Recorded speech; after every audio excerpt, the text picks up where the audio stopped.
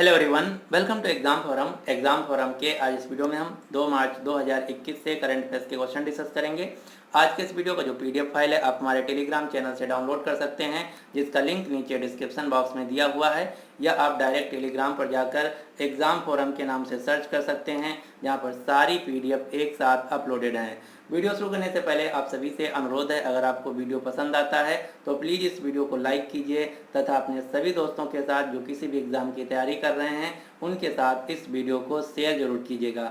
इसके अलावा मैं आप सभी से जानना चाहता हूं कि कल जो हमारा वीडियो था शायद 45 मिनट का हो गया था, जिसकी वजह से कई सारे लोगों का कमेंट आया था कि सर जो वीडियो है इसका लेंथ बहुत ज़्यादा है, वीडियो सर 15 से 20 मिनट का ही होना चाहिए। तो आप सभी लोग कमेंट बॉक्स में हमको ज़रूर बताइएगा कि जो वीडियो है इसकी लेंथ 15 से 20 मिनट होनी चाहिए या फिर 35 से 40 मिनट। अगर हम वीडियो 15 से 20 मिनट का बनाते हैं तो जो डिटेल है हम आपको प्रोवाइड नहीं कर पाएंगे। तो इसके बारे में आप सभी लोग हमको कमेंट बॉक्स में ज़रूर बताइएगा।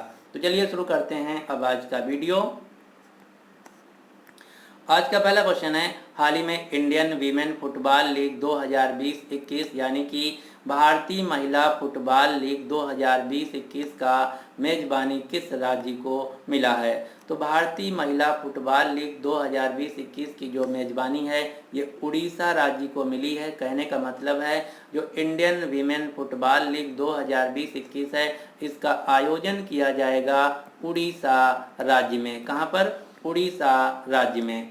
अब आपको पता होना चाहिए कि जो भारत में फुटबॉल की गवर्निंग बॉडी है इसका नाम क्या है।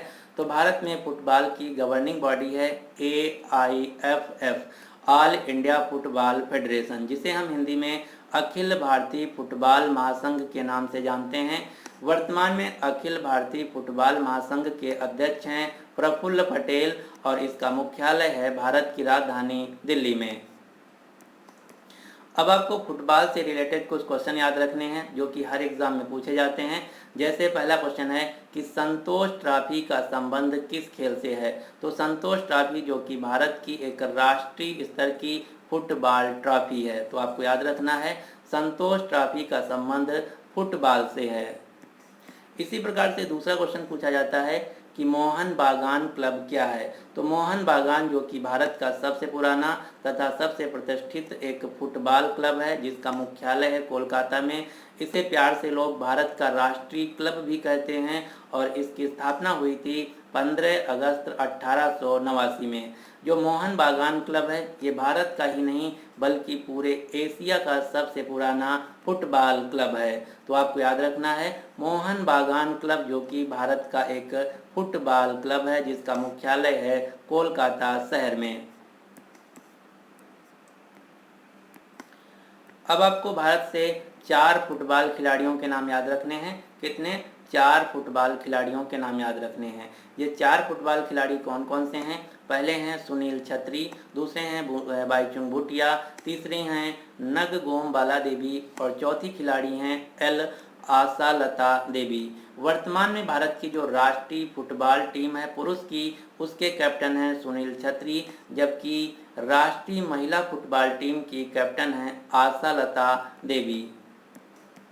अंतर्राष्ट्रीय स्तर की फुटबॉल की गवर्निंग बॉडी है फीफा और 2022 का जो फीफा पुरुष विश्व कप है इसका आयोजन किया जाएगा कतर देश में, जबकि 2026 का जो फीफा पुरुष विश्व कप है इसका आयोजन 3 देशों में किया जाएगा। ये 3 देश कौन कौन से हैं? कनाडा, मेक्सिको तथा अमेरिका। कनाडा, मेक्सिको तथा अमेरिका में 2026 के फीफा फुटबॉल विश्व कप का आयोजन किया जाएगा। तो ये सारे जो क्वेश्चन थे फुटबॉल से रिलेटेड थे और यहाँ पर बात की गई थी उड़ीसा राज्य की। किसकी? उड़ीसा राज्य की। तो अब हम कुछ क्वेश्चन देखेंगे जो कि उड़ीसा राज्य से रिलेटेड हैं। जैसे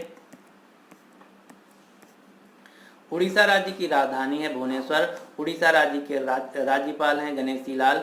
उड़ीसा राज्य के मुख्यमंत्री हैं नवीन पटनायक और नवीन पटनायक को पेटा इंडिया संस्था के द्वारा हीरो टू एनिमल अवार्ड से सम्मानित किया गया था। हीरो टू एनिमल अवार्ड से सम्मानित किया गया है उड़ीसा राज्य के मुख्यमंत्री नवीन पटनायक को। पेटा संस्था जो कि जानवरों के अधिकारों के लिए एक अंतर्राष्ट्रीय संगठन है, इसी प्रकार से उड़ीसा राज्य से कुछ आपको अन्य क्वेश्चन याद रखने हैं, जैसे केंद्रीय स्वास्थ्य मंत्रालय के द्वारा दिया जाने वाला एक पुरस्कार है जिसका नाम है कायाकल्प पुरस्कार। कायाकल्प पुरस्कार जो कि सरकारी अस्पतालों को दिया जाता है, ये इस साल दिया गया है भुवनेश्वर के एम्स अस्पताल को। देश का पहला फायर पार्क स्थापित किया गया है उड़ीसा की राजधानी भुवनेश्वर में, और पिछले साल 2020 में पहले खेलो इंडिया यूनिवर्सिटी गेम्स का आयोजन किया गया था उड़ीसा के भुवनेश्वर शहर में। और 2023 में होने वाला जो हॉकी पुरुष विश्व कप है, इसका आयोजन किया जाएगा उड़ीसा के भुवनेश्वर तथा राउरकेला शहरों में। अगला क्वेश्चन है, देश का सबसे बड़ा हॉकी स्टेडियम कहाँ बन रहा है? तो भारत का सबसे बड़ा हॉकी स्टेडियम बन रहा है उड़ीसा राज्य के राउरकेला शहर में, जिसका नाम होगा Birsa Munda hockey stadium. Birsa Munda hockey stadium जो कि उड़ीसा राज्य के राउरकेला शहर में बन रहा है, ये भारत का सबसे बड़ा हॉकी स्टेडियम होगा। अब आपको उड़ीसा राज्य से एक शहर का नाम याद रखना, इस शहर का नाम है कटक। कटक वह शहर है जहां पर भारतीय चावल अनुसंधान केंद्र स्थित है। जो भारत का चावल अनुसंधान केंद्र है, ये स्थित है उड़ीसा के कटक शहर में। और जो कटक शहर है ये महानदी के किनारे स्थित है। किस नदी के किनारे? कटक शहर जो है ये महानदी के किनारे स्थित है, और इसी महानदी पर एक बांध है जिसका नाम है हीराकुंड बांध। जो हीराकुंड बांध है ये भारत का सबसे लंबा बांध है। तो आपको याद रखना है, भारत का सबसे लंबा बांध जो कि महानदी पर स्थित है, इसका नाम है हीराकुंड, जो कि उड़ीसा राज्य में है। कटक से एक क्वेश्चन और आपको याद रखना है, कटक शहर में ही भारत के महान व्यक्ति नेता सुभाष चंद्र बोस जी का जन्म हुआ था। नेताजी सुभाष चंद्र बोस का जन्म हुआ था उड़ीसा के कटक शहर में। अब आपको उड़ीसा राज्य से एक मंदिर का नाम याद रखना है, इस मंदिर का नाम है कोणार्क का सूर्य मंदिर। जो कोणार्क का सूर्य मंदिर है ये उड़ीसा राज्य में स्थित है। इसे ब्लैक पगोड़ा के नाम से भी जाना जाता है, और इस मंदिर को 13वीं शताब्दी में गंग वंश के राजा नरसिम्हा देव प्रथम के द्वारा बनवाया गया था, और इसकी भव्यता को देखते हुए यूनेस्को ने इसे विश्व धरोहर स्थल का दर्जा दे रखा है। इसी प्रकार से भारत की जो सबसे बड़ी समुद्री झील है जो कि खारे पानी की झील है, जिसका नाम है चिल्का झील। चिल्का झील भी उड़ीसा राज्य में स्थित है, जो कि भारत की सबसे बड़ी खारे पानी की झील है। और चिल्का झील में एक मछली पाई जाती है जिसका नाम है इरावड्डी डॉल्फिन। जो इरावड्डी डॉल्फिन है ये भारत में मात्र एक जगह पाई जाती हैं, जो कि पाई जाती हैं चिल्का झील में। इनका इरावड्डी डॉल्फिन क्यों नाम है? क्योंकि म्यांमार देश में एक सबसे बड़ी नदी है जो कि म्यांमार देश की सबसे प्रमुख नदी है, जिसका नाम है इरावड्डी नदी। और इरावड्डी नदी में ही सबसे ज़्यादा डॉल्फिन पाई जाती हैं जिनका नाम है इरावड्डी डॉल्फिन, और वहीं डॉल्फिन भारत के चिल्का झील में पाई जाती हैं, इसीलिए इनका नाम है इरावड्डी डॉल्फिन। जो इरावड्डी डॉल्फिन है इनकी संख्या लगातार घटती जा रही है। पिछले साल 2018 या 19 में इनकी काउंटिंग हुई थी, उस समय इनकी संख्या थी केवल 45, इसलिए ये ज़्यादा चर्चा में रहती हैं। तो आपको याद रखना है इरावड्डी डॉल्फिन जो हैं भारत में मात्र एक जगह पाई जाती हैं, कहाँ पर? उड़ीसा राज्य के चिल्का झील में। अगला क्वेश्चन है, खेल मंत्रालय ने किस खेल संस्था को 10 साल के बाद फिर से राष्ट्रीय खेल महासंघ के रूप में मान्यता दी है? तो हाल ही में भारत के खेल मंत्रालय ने जिम्नास्टिक फेडरेशन ऑफ इंडिया को 10 साल के बाद फिर से मान्यता दी है, यानी कि इस क्वेश्चन का सही आंसर है सी। अब आपके दिमाग में तुरंत क्वेश्चन आना चाहिए कि इसकी मान्यता 10 साल पहले रद्द क्यों कर दी गई थी? तो जो जिम्नास्टिक फेडरेशन ऑफ इंडिया है इसको खेल मंत्रालय के द्वारा वर्ष 2011 में महासंघ के अंतरकला यानी कि गुटबाजी यानी कि जो ऑफिसर्स हैं उनकी राजनीति के चलते इसकी जो मान्यता है रद्द कर दी गई थी। लेकिन हाल ही में फिर से भारतीय खेल मंत्रालय के द्वारा जिम्नास्टिक फेडरेशन ऑफ इंडिया जो संस्था है इसकी जो मान्यता है फिर से बहाल कर दी गई है। तो आपको याद रखना है भारतीय खेल मंत्रालय के द्वारा पिछले 10 साल बाद जिम्नास्टिक फेडरेशन ऑफ इंडिया की मान्यता फिर से बहाल की गई है। वर्तमान में जो जिम्नास्टिक फेडरेशन ऑफ इंडिया है इसके अध्यक्ष हैं सुधीर मित्तल। कौन? सुधीर मित्तल। अब आपको भारत की एक जिम्नास्ट खिलाड़ी का नाम याद रखना है, इनका नाम है दीपा कर्माकर। दीपा कर्माकर जो कि त्रिपुरा राज्य से आती हैं, ये भारत की एक महान जिम्नास्ट प्लेयर हैं। लेकिन दुख की बात है कि दीपा कर्माकर इस साल ओलंपिक के लिए क्वालिफाई नहीं कर पाई हैं। दीपा कर्माकर जो कि ओलंपिक 2021 के लिए क्वालिफाई नहीं कर पाई हैं। तो अब चलिए हम देख लेते हैं कुछ क्वेश्चन जो कि खेल से संबंधित हैं। जैसे वर्तमान में भारत के खेल मंत्री हैं किरण रिजिजू। कौन? वर्तमान में भारत के खेल मंत्री हैं किरण रिजिजू। भारत में हर साल राष्ट्रीय खेल दिवस मनाया जाता है 29 अगस्त को। क्यों? क्योंकि 29 अगस्त को ही भारत के महान हॉकी खिलाड़ी मेजर ध्यानचंद जी का जन्म हुआ था। तो इनके सम्मान में हर साल भारत में 29 अगस्त को राष्ट्रीय खेल दिवस मनाया जाता है। भारत में खेल के क्षेत्र में दिया जाने वाला सर्वोच्च सम्मान है जिसका नाम है राजीव गांधी खेल रत्न पुरस्कार। राजीव गांधी खेल रत्न पुरस्कार जो कि भारत में खेल के क्षेत्र में दिया जाने वाला सर्वोच्च पुरस्कार है और इसमें 25 लाख रुपए की नगद धनराशि दी जाती है। इस साल यानी कि पिछले साल 2020 में टोटल 5 खिलाड़ियों को राजीव गांधी खेल रत्न पुरस्कार से सम्मानित किया गया था। ये 5 खिलाड़ी कौन कौन से हैं? रोहित शर्मा जो कि क्रिकेट खेलते हैं, एम थंगावेलु जो कि पैरालंपिक खिलाड़ी हैं, मनिका बत्रा जो कि टेबल टेनिस खिलाड़ी हैं, विनेश फोगाट जो कि एक पहलवान हैं, रानी रामपाल जो कि एक हॉकी खिलाड़ी हैं। ये हैं 5 खिलाड़ी जिनको पिछले साल 2020 में राजीव गांधी खेल रत्न पुरस्कार से सम्मानित किया गया था। अब आपको 2 खेल इवेंट के नाम याद रखने हैं। कौन कौन से?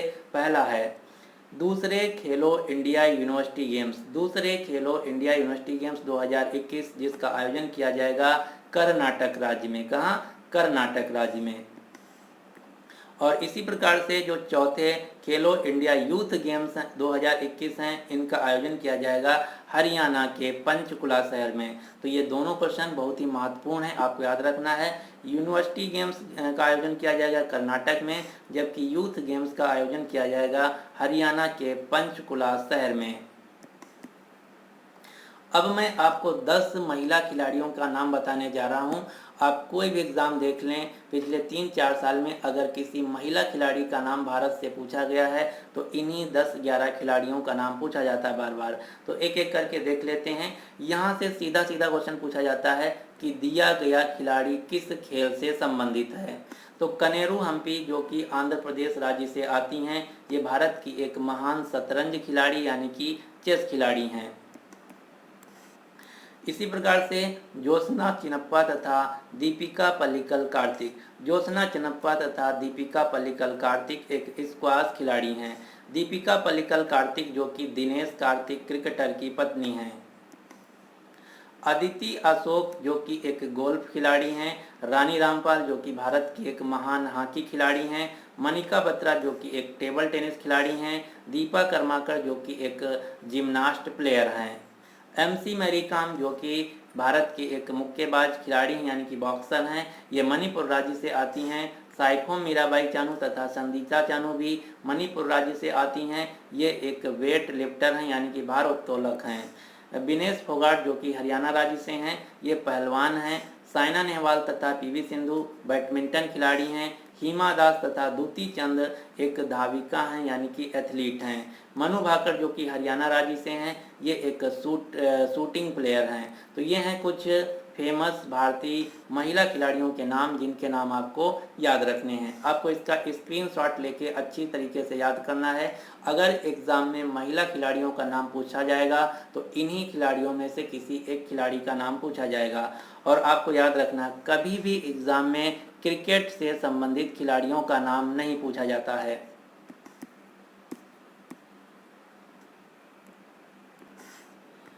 अगला क्वेश्चन है भारत भारती सम्मान से किसे सम्मानित किया जाएगा। तो हाल ही में भारत भारती सम्मान से सम्मानित किया जाएगा साहित्यकार डॉक्टर सूर्यबाला को। साहित्यकार डॉक्टर सूर्यबाला को भारत भारती सम्मान से सम्मानित किया जाएगा। अब आपको भारत भारती सम्मान से 3 क्वेश्चन पता होने चाहिए। पहला क्वेश्चन, भारत भारती सम्मान किसके द्वारा दिया जाता है।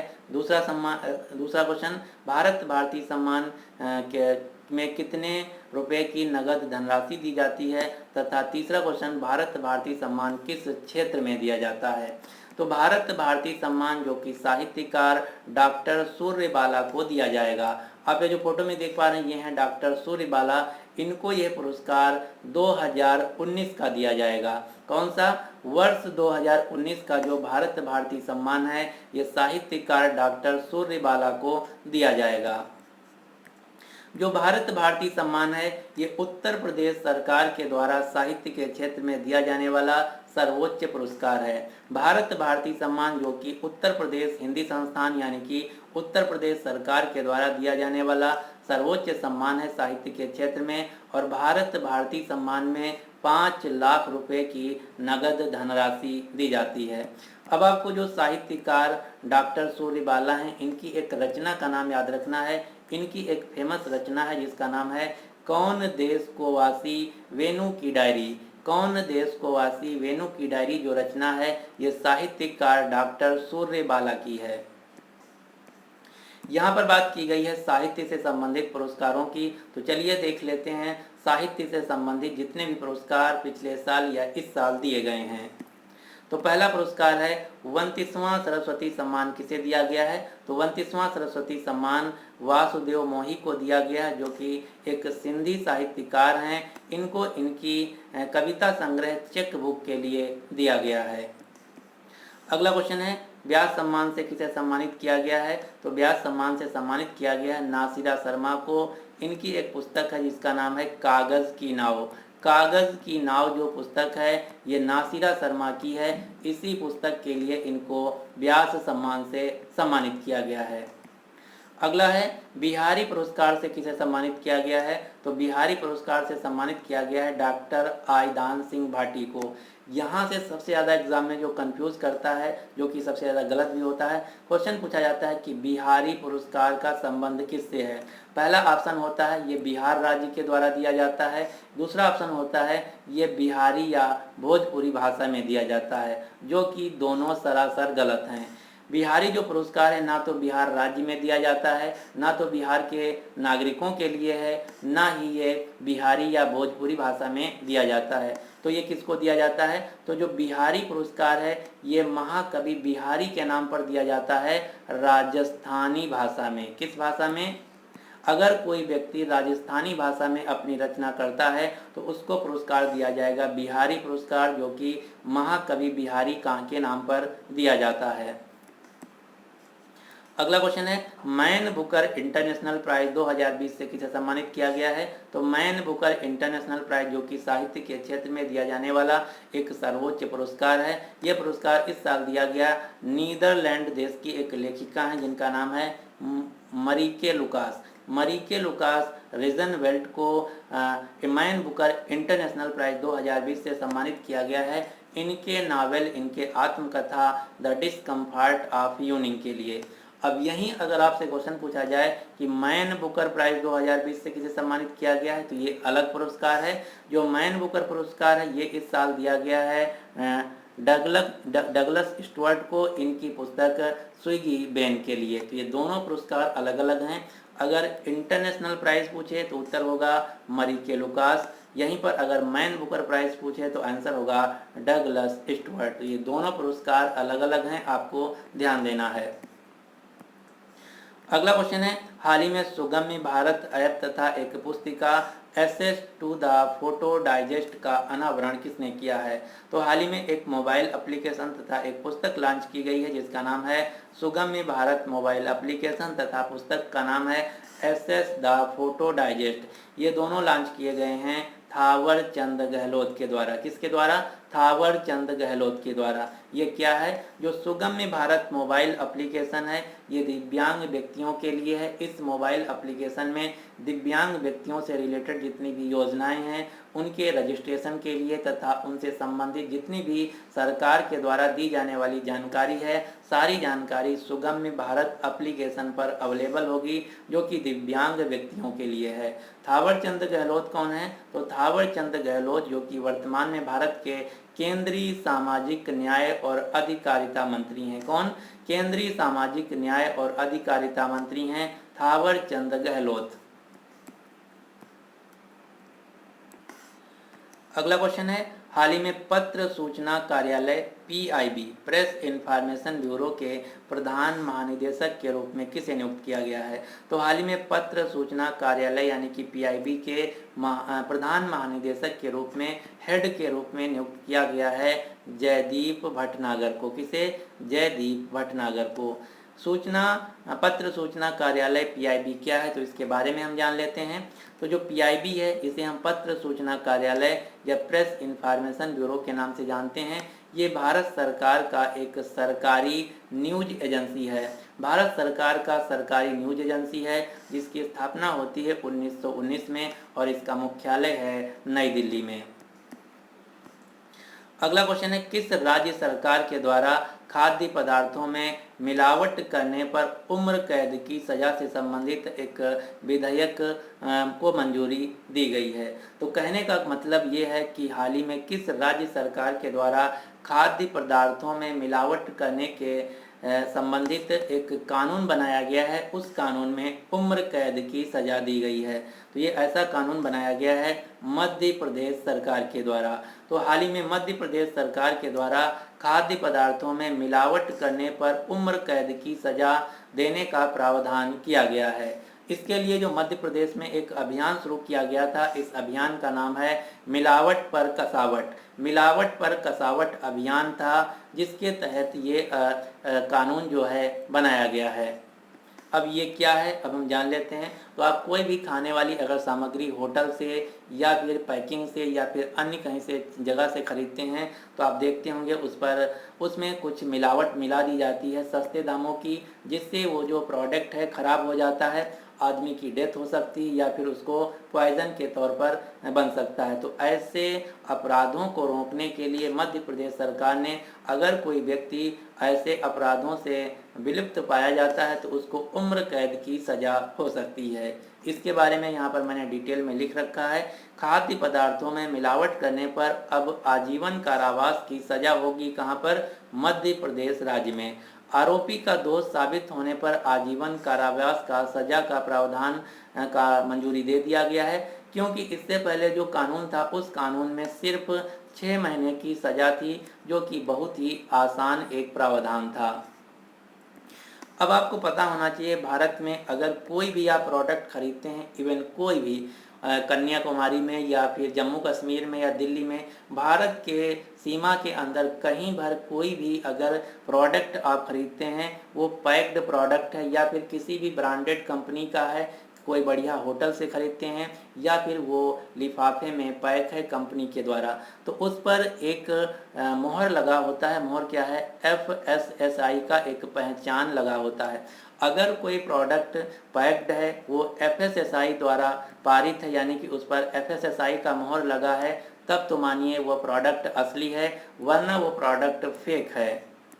तो आपको पता होना चाहिए भारत में जो किसी भी कोई भी खाद्य पदार्थ है उसकी जो सेफ्टी है, उसकी सेफ्टी की guarantee food safety and standard authority of India, भारतीय खाद्य सुरक्षा एवं मानक प्राधिकरण के द्वारा दी जाती है। आपने एक केस सुना होगा बाबा रामदेव की मैगी का केस। ये 2 साल पुरानी न्यूज है। बाबा रामदेव ने अपनी मैगी लॉन्च कर दी थी, लेकिन इन्होंने FSSAI से जो मानक होते हैं, स्टैंडर्ड होते हैं, उनको नहीं लिया था, जिसकी वजह से कंट्रोवर्सल हो गया था और इनको अपनी मैगी बैन करना पड़ा था। उसके बाद इन्होंने FSSAI से परमिशन लिया और FSSAI ने इनके मानक को प्रमाणित किया। उसके बाद अब अगर आप पतंजलि की मैगी खरीदते होंगे तो उस पर कुछ इस प्रकार से FSSAI की मोहर लगी होती है। तो अगर आप कोई भी प्रोडक्ट इस प्रकार का पैक्ड है, उस पर FSSAI की मोहर नहीं लगी है तो आप मान लीजिए कि वो प्रोडक्ट जो है नकली है, असली नहीं है। यहाँ पर बात की गई है मध्य प्रदेश राज्य की, तो मध्य प्रदेश राज्य के बारे में हम जान लेते हैं। मध्य प्रदेश राज्य के मुख्यमंत्री हैं शिवराज सिंह चौहान, यहाँ के राज्यपाल हैं आनंदीबेन पटेल, जो कि वर्तमान में उत्तर प्रदेश राज्य की भी राज्यपाल हैं। मध्य प्रदेश राज्य की राजधानी है भोपाल। अब आपको मध्य प्रदेश से कुछ क्वेश्चन याद रखना, जैसे हाल ही में मध्य प्रदेश राज्य में एक योजना शुरू की गई है जिसका नाम है दीनदयाल अंत्योदय रसोई योजना। इस योजना के तहत गरीब लोगों को 10 रुपये में भोजन की थाली दी जाएगी। और हाल ही में जो मध्य प्रदेश का होशंगाबाद शहर है, जो कि नर्मदा नदी के किनारे स्थित है, इसका नाम बदल दिया गया है। होशंगाबाद शहर का अब नया नाम कर दिया गया है नर्मदापुरम। मध्य प्रदेश राज्य में कई सारे राष्ट्रीय उद्यान हैं, जैसे बांधवगढ़ राष्ट्रीय उद्यान, माधव राष्ट्रीय उद्यान, कान्हा राष्ट्रीय उद्यान, पन्ना राष्ट्रीय उद्यान, पेंच राष्ट्रीय उद्यान, सतपुड़ा राष्ट्रीय उद्यान। ये सारे के सारे जो नेशनल पार्क हैं मध्य प्रदेश राज्य में स्थित हैं।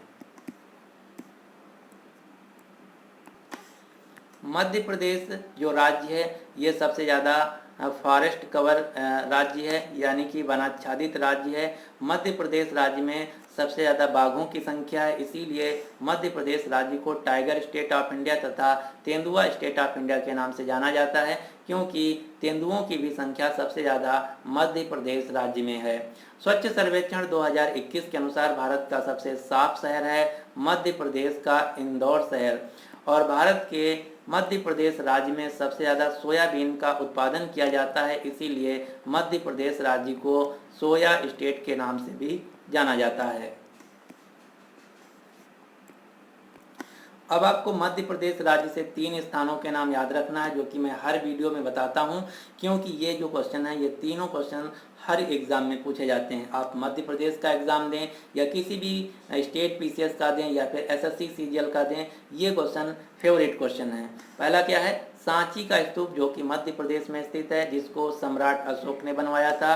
भीमबेटका की गुफाएं जो कि मध्य प्रदेश के रायसेन जिला में स्थित हैं। खजुराहो के मंदिर जो कि मध्य प्रदेश के छतरपुर जिले में हैं। जो खजुराहो के मंदिर हैं इनको चंदेल शासकों के द्वारा बनवाया गया था। इन तीनों प्लेसेस को यूनेस्को के द्वारा विश्व धरोहर स्थल का दर्जा प्राप्त है। भारत का जो पहला ई कचरा क्लिनिक था ये स्थापित किया गया है मध्य प्रदेश के भोपाल शहर में। अब आपके लिए क्वेश्चन क्या है, आप ये जो फोटो में शख्स देख रहे हैं इन शख्स का नाम आपको कमेंट बॉक्स में बताना होगा। अगला क्वेश्चन है, देश में ई परिवहन सेवाएं शुरू करने वाला भारत का पहला राज्य कौन बन गया है। तो हाल ही में भारत में ई परिवहन सेवाएं शुरू करने वाला भारत का पहला राज्य बन गया है हिमाचल प्रदेश। ई परिवहन सेवाओं का मतलब क्या है, तो ई परिवहन सेवाओं का मतलब है अब हिमाचल प्रदेश में ड्राइविंग लाइसेंस, पंजीकरण प्रमाण पत्र, परमिट आदि परिवहन जो सुविधाएं हैं ऑनलाइन अवेलेबल हैं। इसी का नाम दिया गया है ई परिवहन सेवाएं, जो कि सबसे पहले शुरू की गई हैं हिमाचल प्रदेश राज्य में। इसके अलावा हिमाचल प्रदेश से एक क्वेश्चन और आपको याद रखना है, 100% घरों में एलपीजी कनेक्शन देने वाला भारत का पहला राज्य है हिमाचल प्रदेश। हिमाचल प्रदेश राज्य के राज्यपाल हैं बंडारू दत्तात्रेय, यहाँ के मुख्यमंत्री हैं जयराम ठाकुर। हिमाचल प्रदेश राज्य की 2 राजधानियाँ हैं, शिमला तथा दूसरी है धर्मशाला। अब आपको यहाँ से सबसे जो इम्पोर्टेंट क्वेश्चन क्या है, दुनिया तथा भारत की सबसे लंबी हाईवे सुरंग कौन सी है। तो दुनिया की साथ ही साथ भारत की सबसे लंबी हाईवे सुरंग है अटल सुरंग। अटल सुरंग जिसका पहले नाम हुआ करता था रोहतांग सुरंग, जिसका पिछले साल नाम बदल दिया गया है, अब रोहतांग सुरंग का नाम हो गया अटल सुरंग, जिसकी लंबाई है 9.02 किलोमीटर, जो कि हिमाचल प्रदेश राज्य में स्थित है। ये दुनिया की साथ ही साथ भारत की सबसे लंबी हाईवे सुरंग है। लेकिन यहीं पर आपको ध्यान देना है, अगर आपके एग्जाम में क्वेश्चन पूछ लिया जाए कि भारत की सबसे लंबी सड़क सुरंग कौन है, तो भारत की सबसे लंबी सड़क सुरंग है डॉक्टर श्यामा प्रसाद सुरंग, जिसका पहले नाम हुआ करता था चेनानी नासरी सुरंग, जो कि जम्मू कश्मीर राज्य में स्थित है। तो भारत की सबसे लंबी सड़क सुरंग है डॉक्टर श्यामा प्रसाद सुरंग, जो कि जम्मू कश्मीर राज्य में है। जबकि हाईवे सुरंग भारत की सबसे लंबी है अटल सुरंग, जो कि हिमाचल प्रदेश राज्य में स्थित है। इसके अलावा हिमाचल प्रदेश से एक दूसरा क्वेश्चन याद रखना है।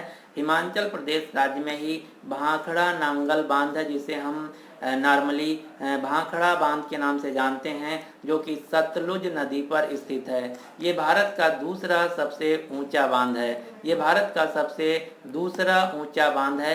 भारत का पहला सबसे ऊंचा बांध है टिहरी डैम, जो कि उत्तराखंड राज्य में है। अगला क्वेश्चन है शून्य भेदभाव दिवस यानी कि जीरो डिस्क्रिमिनेशन डे निम्न में से किस दिन मनाया जाता है। जो शून्य भेदभाव दिवस है ये हर साल 1 मार्च को मनाया जाता है, यानी कि इस क्वेश्चन का सही आंसर है सी। अब हम जान लेते हैं यहाँ पर जो जीरो डिस्क्रिमिनेशन डे है इसको मनाने का कारण क्या है, इसको क्यों मनाया जाता है। तो इस दिन को महिलाओं और लड़कियों द्वारा भेदभाव और असमानता को चुनौती देने के लिए मनाया जाता है, जिसका उद्देश्य है महिलाओं के अधिकारों की रक्षा करना तथा उनके सशक्तिकरण और लैंगिक समानता को बढ़ावा देना। कहने का कुल मिलाकर कहना है कि महिलाओं तथा लड़कियों को सशक्त बनाना तथा उनके अधिकारों की रक्षा करने के लिए हर साल 1 मार्च को शून्य भेदभाव दिवस मनाया जाता है।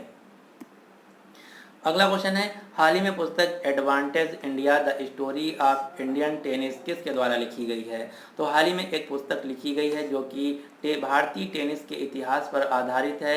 यह पुस्तक लिखी गई है अनिंदिया दत्ता के द्वारा। किसके द्वारा? अनिंदिया दत्ता के द्वारा advantage India the story of Indian tennis के नाम से लिखी गई है।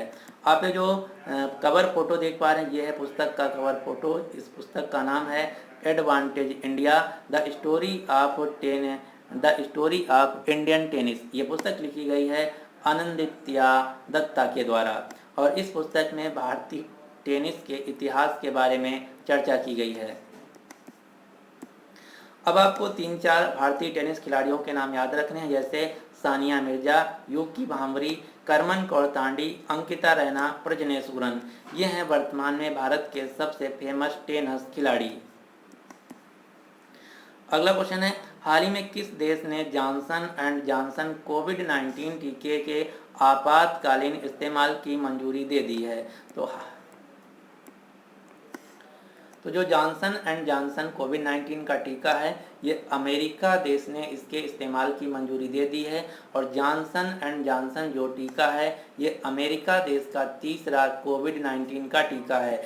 इससे पहले अमेरिका ने 2 अन्य टीका जैसे फाइजर बायोएनटेक तथा मॉडर्ना वैक्सीन को मंजूरी दे दी गई है अमेरिका देश में। तो अब वर्तमान में अमेरिका में कुल 3 कोरोना वायरस की वैक्सीन हो गई हैं। कौन कौन सी? फाइजर एनटेक, मॉडर्ना तथा जॉनसन एंड जॉनसन। यहीं पर अगर भारत की बात की जाए तो भारत में 2 वैक्सीन को अनुमति दी गई है। ये 2 वैक्सीन कौन कौन सी हैं? कोविशील्ड जिसको सीरम इंस्टीट्यूट ऑफ इंडिया के द्वारा बनाया गया है और दूसरी है कोवैक्सीन जिसको भारत बायोटेक कंपनी के द्वारा बनाया गया है। अब आपको एक क्वेश्चन याद रखना है।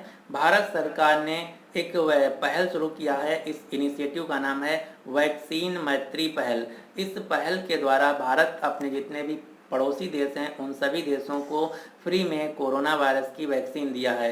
ये देश कौन कौन से हैं? भूटान, मालदीव, बांग्लादेश, नेपाल, म्यांमार, सेशल्स, श्रीलंका, अफगानिस्तान तथा मॉरिशस। ये सारे देश हैं जो कि भारत के पड़ोसी देश हैं। इन सारे देशों को भारत सरकार ने वैक्सीन मैत्री पहल के तहत फ्री में कोरोना वायरस की वैक्सीन दिया है, सिवाय पाकिस्तान को। यहीं पर अब आपको एक दूसरा प्रोग्राम का नाम याद रखना है। इसका नाम है कोवैक्स प्रोग्राम। जो कोवैक्स प्रोग्राम है ये संयुक्त राष्ट्र तथा विश्व स्वास्थ्य संगठन के द्वारा शुरू किया गया है। कोवैक्स प्रोग्राम के तहत जो दुनिया के 92 बेहद गरीब देश हैं इनको संयुक्त राष्ट्र तथा विश्व स्वास्थ्य संगठन के द्वारा फ्री में कोरोना वायरस की वैक्सीन दी जाएगी। और कोवैक्स प्रोग्राम के तहत पहला देश जिसको वैक्सीन दी गई है इसका नाम है घाना देश। कोवैक्सीन योजना के तहत घाना दुनिया का पहला देश बन गया है जिसको कोविड-19 का टीका दिया गया है। जो घाना देश को टीका दिया गया है, इस टीका का नाम है एस्ट्राजेनेका वैक्सीन। और ये जो एस्ट्राजेनेका वैक्सीन है ये सीरम इंस्टीट्यूट ऑफ इंडिया के द्वारा बनाई गई है। ये वही वैक्सीन है जिसका भारत में नाम है कोविशील्ड। यहाँ पर बात की गई है अमेरिका की, तो अमेरिका से आपको कुछ क्वेश्चन याद रखना है। अमेरिका जिसे हम यूनाइटेड स्टेट्स यानी कि यूनाइटेड स्टेट्स ऑफ अमेरिका के नाम से जानते हैं। क्यों? क्योंकि जो अमेरिका है ये 50 राज्यों का एक संघ है, इसीलिए इसे यूनाइटेड स्टेट्स ऑफ अमेरिका के नाम से जाना जाता है। अब आपको 50 में से 2 राज्यों के नाम याद रखने हैं। ये 2 राज्य कौन कौन से हैं? पहला है अलास्का, दूसरा है हवाई। कई बार एग्जाम में पूछ लिया जाता है अलास्का तथा हवाई क्या है, तो अलास्का तथा हवाई अमेरिका के 2 राज्य हैं, स्टेट हैं। और हाल ही में अमेरिका देश के नए राष्ट्रपति बने हैं जो बाइडन, जो कि अमेरिका के 46वें नंबर के राष्ट्रपति हैं। इनके पार्टी का नाम है डेमोक्रेटिक पार्टी। और अमेरिका देश की नई उपराष्ट्रपति बनी है कमला हैरिस। कमला हैरिस जो कि भारतीय मूल की महिला हैं, ये अमेरिका के इतिहास में पहली महिला उपराष्ट्रपति हैं। अमेरिका के इतिहास में पहली महिला उपराष्ट्रपति हैं। अमेरिका देश की राजधानी है वाशिंगटन डीसी, जो कि पोटोमैक नदी के किनारे स्थित है। कहाँ पर? वाशिंगटन डीसी, जो कि पोटोमैक नदी के किनारे स्थित है। और इसी वाशिंगटन डीसी शहर में 3 बहुत महत्वपूर्ण संस्थान हैं। ये 3 संस्थान कौन कौन से हैं? अमेरिका की स्पेस एजेंसी नासा, IMF तथा विश्व बैंक। इन तीनों संस्थानों का मुख्यालय है अमेरिका देश की राजधानी वाशिंगटन डीसी में, जो कि पोटोमैक नदी के किनारे स्थित है। तो ये थे आज के हमारे करंट अफेयर्स के क्वेश्चन। तो अब चलिए हम देखते हैं आज के हमारा जीके के क्वेश्चन कौन कौन से हैं। तो पहला क्वेश्चन है एक्स किरणों की खोज किसके द्वारा की गई थी? तो एक्स किरणों की खोज की गई थी विलियम रोन्स्टन के द्वारा। और इनको एक्स किरणों की खोज के लिए 1901 में भौतिक विज्ञान के क्षेत्र में नोबेल प्राइज भी दिया गया था। और विलियम रोन्स्टन दुनिया के पहले व्यक्ति थे जिनको नोबेल प्राइज दिया गया था। क्यों? क्योंकि जो नोबेल प्राइज हैं इनकी शुरुआत होती है 1901 में, और पहली बार जो दिए गए थे ये दिए गए थे विलियम रोन्स्टन को भौतिक विज्ञान के क्षेत्र में। तो आपको याद रखना है एक्स किरणों की खोज की गई थी विलियम रोन्स्टन के द्वारा। दूसरा क्वेश्चन है छोटी आंत की लंबाई कितनी होती है? तो हमारा जो स्मॉल इंस्टेंटाइन होता है इसकी लंबाई होती है 6.25 मीटर, जबकि जो हमारी बड़ी आंत होती है लार्ज इंस्टेंटाइन होती है उसकी लंबाई होती है 1.5 मीटर। तो आपको याद रखना है जो छोटी आंत होती है वो बड़ी होती है लंबाई में, जबकि जो बड़ी आंत है वो लंबाई में छोटी होती है। अगला क्वेश्चन है शरीर का सबसे कठोर भाग क्या है? तो शरीर का सबसे कठोर भाग होता है इनेमल। इनेमल कहाँ पाया जाता है? तो इनेमल हमारे दांत में पाया जाता है। अगला क्वेश्चन है आरबीसी का जीवन काल यानी कि रेड ब्लड कॉर्पस का जीवन काल लाइफ टाइम कितना होता है? तो आरबीसी का जीवन काल होता है 120 दिन। डब्ल्यूबीसी का जीवन काल कितना होता है? तो व्हाइट ब्लड कॉर्पस का जीवन काल होता है 2 से 5 दिन। अगला क्वेश्चन है राष्ट्रीय युवा दिवस कब मनाया जाता है? तो भारत में हर साल नेशनल यूथ डे मनाया जाता है 12 जनवरी को। किसके नाम पर? ये मनाया जाता है स्वामी विवेकानंद जी की याद में। राष्ट्रीय विज्ञान दिवस कब मनाया जाता है? तो ये हाल ही में मनाया गया है। राष्ट्रीय विज्ञान दिवस जो कि 28 फरवरी को मनाया जाता है सीवी रमन के द्वारा रमन प्रभाव की खोज के लिए। अगला क्वेश्चन है केंद्रीय तंबाकू अनुसंधान संस्थान कहाँ स्थित है? तो भारत का जो टबैको रिसर्च सेंटर है ये आंध्र प्रदेश के राजमंदूरी शहर में स्थित है। अगला क्वेश्चन है भारत का राष्ट्रीय भाषा क्या है? तो आप सभी को पता होगा कि भारत का राष्ट्रीय भाषा है हिंदी, जो कि सरासर गलत है। भारत का कोई भी राष्ट्र भाषा नहीं है। तो आपको याद रखना है भारत का कोई भी नेशनल लैंग्वेज नहीं है। लेकिन यहीं पर अगर आपसे क्वेश्चन पूछा जाए कि भारत की राजकाज की भाषा क्या है? तो भारत की जो राजकाज की भाषा है ये हिंदी है। राजकाज की भाषा मतलब वह भाषा जिसमें सरकारी कामकाज किए जाते हैं। तो भारत की राजकाज की भाषा है हिंदी, जबकि भारत की राष्ट्रीय भाषा कोई नहीं है। तो अब हम चलिए कर लेते हैं कल के करंट अफेयर्स का रिवीजन। पहला क्वेश्चन है, प्रतिवर्ष राष्ट्रीय विज्ञान दिवस कब मनाया जाता है? तो ये 28 फरवरी को मनाया गया है। हाल ही में एयू स्मॉल फाइनेंस बैंक के नए अध्यक्ष कौन बने हैं? ये बने हैं शरद गोखलानी। माइकल सोमारे का निधन हो गया। ये किस देश के प्रधानमंत्री थे? तो ये पपुआ न्यू गिनी देश के प्रधानमंत्री थे। हाल ही में G20 देशों के केंद्रीय बैंक गवर्नर तथा वित्त मंत्रियों की बैठक किस देश की अध्यक्षता में की गई है? तो इसकी अध्यक्षता की गई है इटली देश के द्वारा। Global energy and environment leadership award से किसे सम्मानित किया जाएगा? तो ये दिया जाएगा भाइयों और बहनों को, मतलब नरेंद्र मोदी जी को। अगला क्वेश्चन है, राष्ट्रीय प्रोटीन दिवस कब मनाया गया? तो ये मनाया गया 27 फरवरी को। सेंट्रल बैंक ऑफ इंडिया के नए एमडी और सीईओ कौन बने हैं? तो इनका नाम है मातम वेंकट राव। अगला क्वेश्चन है, हाल ही में पुस्तक मानस अवर बिहेवियर ट्रुथ एंड अनट्रुथ ये किसके द्वारा लिखी गई है? तो ये लिखी गई है गुलाब कोठारी के द्वारा। गुलाब कोठारी जो कि वर्तमान में राजस्थान पत्रिका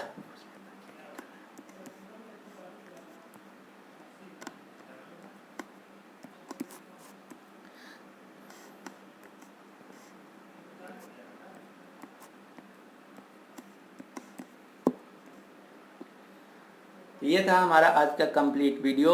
अगर आपको वीडियो पसंद आया है तो प्लीज़ इस वीडियो को लाइक कीजिए तथा अपने सभी दोस्तों के साथ जो किसी भी एग्ज़ाम की तैयारी कर रहे हैं उनके साथ इस वीडियो को शेयर जरूर कीजिएगा। इसके अलावा अगर अभी तक आपने हमारे चैनल एग्ज़ाम फोरम को सब्सक्राइब नहीं किया है तो इसको सब्सक्राइब करके ऑल वाले नोटिफिकेशन बेल को ऑन कर लीजिए ताकि आपको डेली इसी प्रकार से सुबह में करंट अफेयर्स का वीडियो मिलता रहे। So finally thanks for watching exam forum.